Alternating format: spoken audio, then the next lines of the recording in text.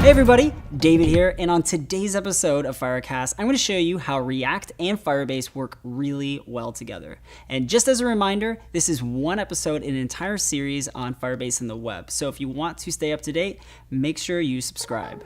But today, we're going to talk about how React and Firebase work super well together. So with React, it does state management really well. It's just simple. You call one method and it re-renders your entire application. And with Firebase, it does real-time data synchronization really well. You subscribe to an event and then it gives you the new set of data. And as you might be thinking, hey, those two might work really well together. And they do. So let's see how that works.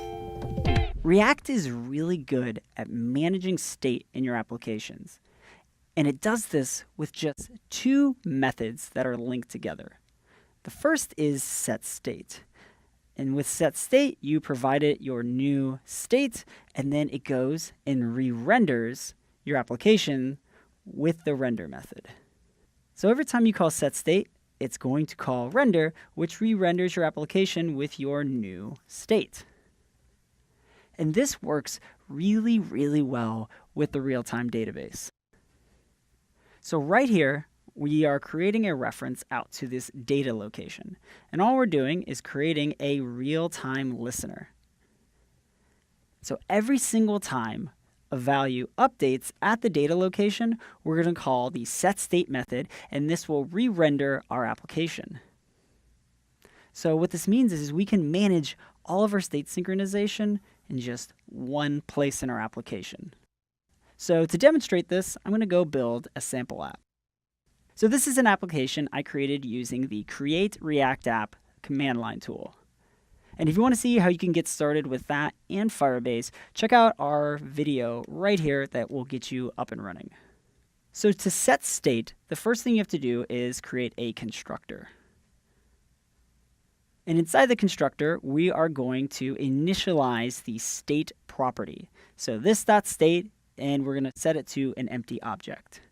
And so whatever is contained inside of this object is the state for our component. So in this case, I'm going to create an app that tracks speed. The speed of what? Well, it doesn't really matter. But we're going to be tracking speed, which is a number. So we'll give it a property of speed and say the speed is 10. Now I'm going to just display the speed in my template. So this.state.speed. Now I'm going to load up this app to the left, and you can see right here we have 10, which is our speed. So now I want to go and change the state of my app. And to do that, I'm going to use a method called component_didMount. So component_didMount is a lifecycle method of the component, and it's called only once, and that's right after it's been rendered to the DOM. So inside of this method, I'm going to change the state. So I'm going to say this.setState, and I'm going to pass in a new state for speed. So I'll provide speed and set it to 25.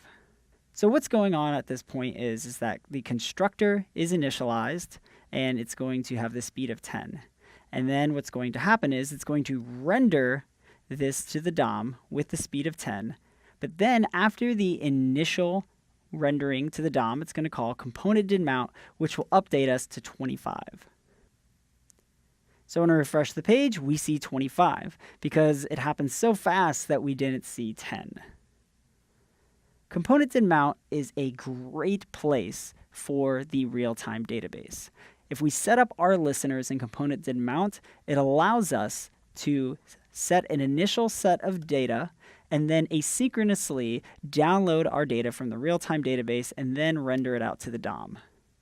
So I'm going to go and copy this right now, and then I'm going to create a root reference to my real-time database. So firebase.database.ref.child of React.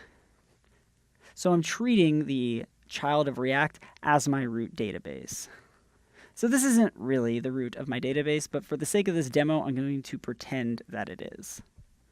And now I'm going to create a reference out to the speed. So rootref.child of speed. And so since I have the speed reference, I can go and create my real-time listener. So I'm going to say speedref on value, return a callback function that returns me a snapshot. So for those of you who might not know or have forgotten, the on method is what allows us to synchronize data in real time. And we always attach it onto a reference that points at a spot in our database. So essentially what we're saying right here is every time data changes at the location of speed, provide this callback function that returns to us the new set of data. So inside of this real-time listener is where we can actually call setState. So I'm going to paste that back in.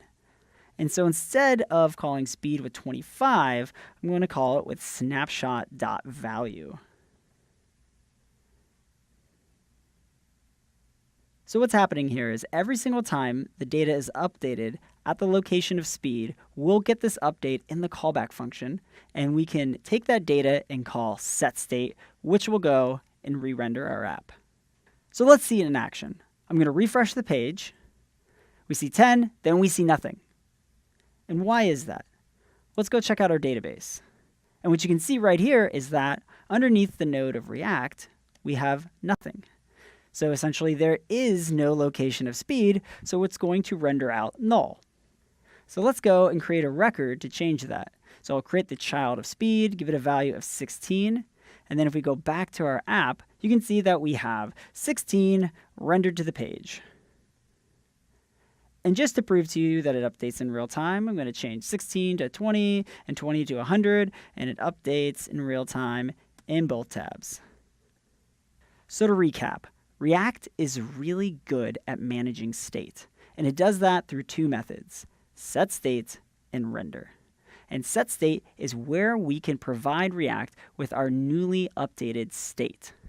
And when we call setState with this new state, it calls the render method, which can take this state and then template it out to our application. And this is a really good fit for the real-time database, because the real-time database is great at synchronizing data across different devices.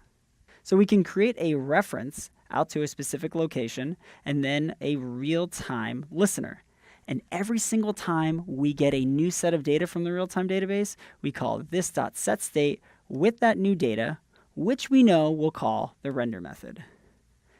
And that's why React and the real-time database fit really well together. So, as you can see now, React has great state management and Firebase database has really great real-time data synchronization. And together, it makes building apps really easy. So that's all for this time. But before I go, I have a question for you. Are you out there building React and Firebase apps? And if so, what are you building? So that's it, and I will see you all next time.